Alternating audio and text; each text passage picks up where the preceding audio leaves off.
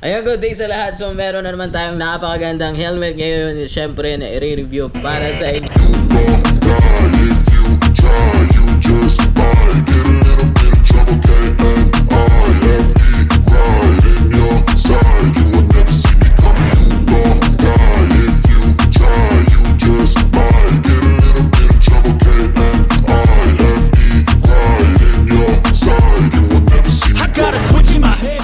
So isa itong FTR na brand, di natin papatigilin yung video na to.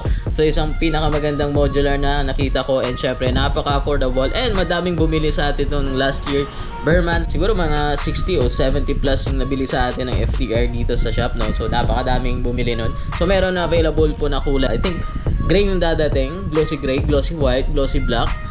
And syempre yung matte black meron pa tayo, and itong purple. Marami tayo nito yung black na kulay. Ang kagandahan dito ay ayan, may plastic pa, no? Ayan, yung visor nito ay upgraded na din. Isang Revo visor para sa isang modular ay napakaganda po nun kasi nga modular po ito. Magagamit nyo po siya daily. So nasabi ko na magagamit nyo siya daily dahil meron siyang features dyan mamaya. Syempre hindi natin papalampasin, kikiluhin natin yan sa kiluhan ng helmet natin. And syempre kung anong features nito, kung ano na-feel natin, syempre sasabihin natin. And syempre hindi tayo bias dito. Kung ano na-feel natin, nakikita natin in person, syempre sasabihin natin kung pangit ba o maganda ang helmet na to. Abangan nyo mamaya, syempre kikiluhan na natin to. And syempre tingnan natin muna kung ano mga features and yung looks niya. Syempre tingnan nyo muna. Ayan. Yung una mong mapapansin dito ay yung sharp looking ng isang helmet na to. Yung kanyang spoiler na napakaaba. Siguro mga palagay na natin mga 3 inches yung dito niya. Napaka pointed niya kasi from here sa pointed sa front, and syempre papunta naman sa back ay pointed pa rin yung kanyang spoiler. Syempre yung certification tignan natin. Tan-tan-tan. Ayan, FTR N85 yung kanyang pangalan, tapos DOT FMVS 218, and syempre ECE 22.05 na din po itong modular helmet na to. And syempre BPS certified, same lang din yan ng ICC. And syempre meron tayo ditong XL and syempre large sa kulay na ito. So matte purple po yung kulay nito. So ayan, sobrang kompleto yung kanyang certification kasi ngayon yung habol ng bumibili dito sa atin ay naka DOT, ECE yung pinaka-importante na certification sa isang branded na helmet. So tignan natin kung ano pa yung features nito. Syempre, ito yung switch niya para sa kanyang dual visor. And syempre, ayan, nakita nyo ba? Revo na gold yung nakalagay sa kanyang or naka-install dito sa kanyang. Buksan natin syempre. So ayan, dual visor, yung switch niya ay nandito, ay madaling i-switch, napaka-smooth. Ayan. Feel mo talaga ng quality. Nga pala, kung i-research nyo to, yung FTR ay made in Indonesia. And syempre, nakalagay naman sa kanyang lagayan or box na from Indonesia. So ayan yung visor niya.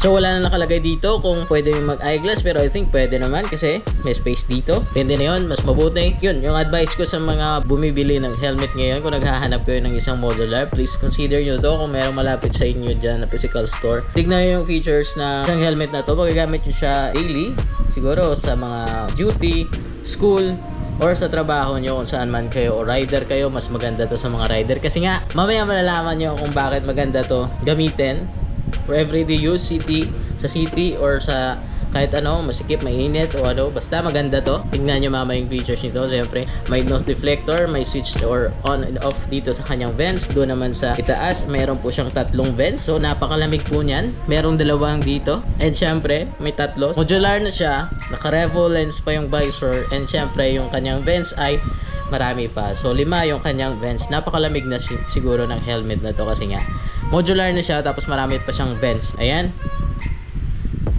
Ay, tignan natin kung anong meron dito sa loob. At syempre muna, itaas muna natin yung kanyang modular or half ng kanyang body. So, ayan, kita nyo ba? At syempre, may nakasulat po yan. Ayan, may tatak doon sa loob kung anong brand. And syempre, kita nyo naman yung paddings. Ayan, sa nagtatanong kung intercom, kahit anong intercom ilagay mo dito, magkakasya. Sobrang lalim ng kanyang lagay ng intercom. Ayan, kita nyo ba? I-zoom in ko na lang. So ayan, yung itsura niya kung itataas mo yung kanyang modular, no? Siyempre, meron tayong isa pa dito 180 degrees na modular na review natin nung last video natin. Siyempre, compare natin dito kung sino ba mas maganda sa kanila o sino ba yung para or saan ba or ano ba yung bagay sa inyo. Siyempre, kung naghahanap kayo ng modular, siyempre, usually sa modular naman talaga mabigat, no? May na-review tayo nung last time na SEC Focus, kung hindi ako nagkakamali sa kanyang pangalan. Panoodin nyo lang, hanapin nyo dyan sa ibaba. Yung SEC Focus kasi yung first ever ko na nahawakan na modular type helmet na hindi masyadong mabigat, no? Kung i-compare natin siya sa ibang pang branded na mas branded pa na helmet, mas mabigat pa yung kanila. Siguro kung magkaroon tayo ulit ng SEC Focus kasi wala yung stock yung SEC Focus ngayon, compare natin siya dito or kung ano yung available na modular, syempre compare din natin dito kung sino ba mas magaan, sino mas maganda, so yun yung mas affordable para sa inyo. Pero isa to sa pinaka-affordable na modular na makikita nyo ngayon dito sa Pinas, no? Dito sa Iloilo. Syempre bago pa to dito, pero yung sigurong pinakamagaan na modular na nahawakan ko as of now, na sobrang affordable sa price range na 3,000 plus. Ayan, makakaroon ka na ng helmet na modular na sobrang gaan. So yan yung mga paddings nya, tignan nyo. And syempre, hindi mawawala yung mga features na meron sa ibang mga helmet. Ayan, dual visor. Syempre, ayan, kita nyo ba? Ayan, meron po siyang reflectorized dito. And syempre, yung kanyang paddings ay quality din. Mararamdaman mo talaga na sulit or solid yung paddings niya, no? So, hindi siya masyado parang SEC din na modular.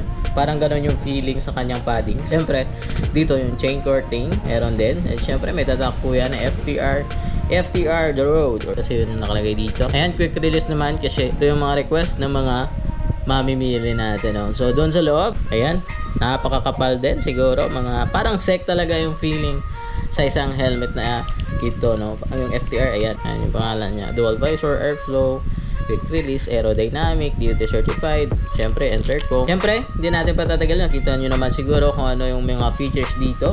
May isa pa tayong features na siguradong magugustuhan nyo.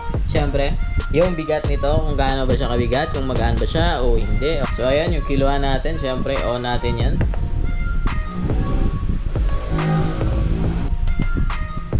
Ayan, 0.0, lagay natin to, tingnan natin. Ayan, nakikita nyo ba? Siguro i-zoom ko na lang. So, ayan. Yung bigat ng FTR N85 na modular, napakaganda, napakasulit, kompleto po siya sa certification. Ay nasa 1,562. Grabe, sobrang gaan ito na helmet. Mas magaan pa siya sa ibang full face na nahawakan ko dito. Kaya pala maraming bumibili dahil sa sobrang affordable na siya. Maganda pang klaseng helmet, made in Indonesia. May napakaganda mga features, upgraded yung visor niya, may free pa siya na clear visor, tapos naka-revo pa, napakaganda ng kulay, napakagandang design, and syempre, number 1 yung kanyang bigat ay nasa 1,561 kilograms. So, napakagaan para sa isang modular type helmet. Syempre, i-compare natin to. Syempre, meron naman dyan magre-request na i-compare to sa ganyan, compare to sa ganang brand. Syempre, i-compare natin yan sa mga sikat na mga brand, no? Kung pagaanan lang, siguro ito na yung magiging siguro top number 1 as of now kasi sobrang affordable niya para sa isang napakagandang helmet. Nandito na lahat ng hinahanap nyo. Yun lang siguro sa video na to. Kung nagandahan kayo, like nyo. Kung hindi, okay lang. Kung mag-subscribe kayo, okay din. So okay, so kung gusto nyo updated, mag-subscribe lang kayo kung feel nyo. So, salamat sa pagpanood ng video na to. Sana ay natulungan ko kayo kung naghahanap man kayo ng helmet ngayon na affordable na syempre 2025 po na model. Matagal pang expiration. So yun lang sa video na to. Salamat sa pagpanood.